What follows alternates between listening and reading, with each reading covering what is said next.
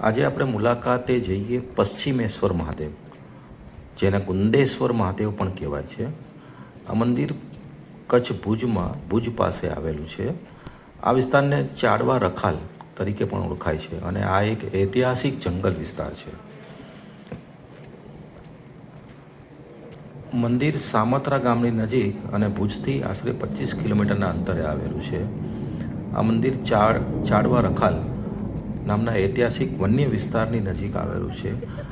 આ સ્થળ ધાર્મિક પૂજાની સાથે પ્રકૃતિ અને ખૂબ જ શાંતિ માટે પ્રખ્યાત છે. ગાડી પાર્ક કરી અને આગળ ચાલતા ચાલતા ખ્યાલ આવ્યો અને એક કૌશનનું બોર્ડ પણ હતું કે અહીંયા દીપડો, ચિત્તો વગેરે પસાર થાય છે અને આ વન્ય વિસ્તાર હોવાથી અહીં બહુ જ પબ્લિકની અવર જવર નથી, જેથી વન્ય પ્રાણીઓ પણ અહીંયા રહે છે. ચાડવા રખાલ એ એક ઐતિહાસિક અને આરક્ષિત જંગલ વિસ્તાર છે, જ્યાં પ્રાગૈતિહાસિક યુગના ખડકો અને ડાયનોસોરના ઈંડા મળ્યા હોવાના પણ દાવા છે. આ મંદિર કુદરતી અને શાંત વાતાવરણની વચ્ચે આવેલું છે. ચાડવા રખાલ એ ધાર્મિક સ્થળની સાથે એક મહત્વપૂર્ણ કુદરતી સ્થળ પણ છે.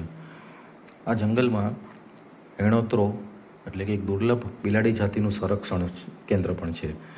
લેપર્ડ, ચિંકારા, શિયાળ, ઘોરખોદિયું અને જંગલી બિલાડીઓનું પણ અહીંયા ઘર છે. આ વિસ્તારમાં 28 જેટલી વિવિધ સરીસૃપ પ્રજાતિઓ પણ જોવા મળે છે. આ એક સંરક્ષિત વન વિસ્તાર છે. મંદિરમાં ખૂબ જ સરસ નાનો અમથો પથ્થરોથી બનાવેલો ગેટ છે. આ દરવાજો ખૂબ જ ઐતિહાસિક હોય તેવું જણાય છે.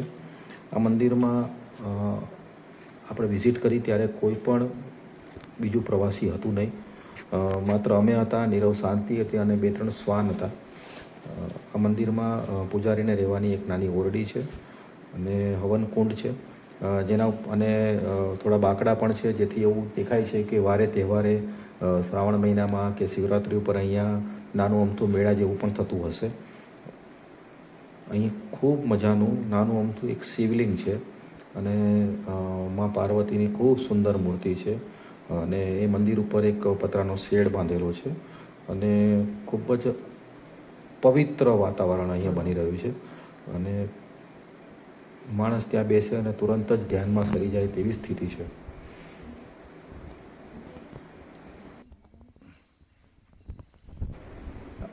આ મંદિરની બાજુમાં જ એક નીચે જવાનો રસ્તો છે, જે રસ્તો ખરેખર નીચે ભોયરું નથી, પણ નીચે એક ગુફા છે અને ગુફામાં એ રસ્તો છે અને એ ગુફામાં સ્વયંભૂ એક શિવલિંગ મળી આવેલું હતું. એ શિવલિંગ છે અત્યારે, અને અત્યારે ત્યાં આગળ માતાજીની અને હનુમાનજીની એવી નાની નાની મૂર્તિઓની પણ સ્થાપના કરેલી છે.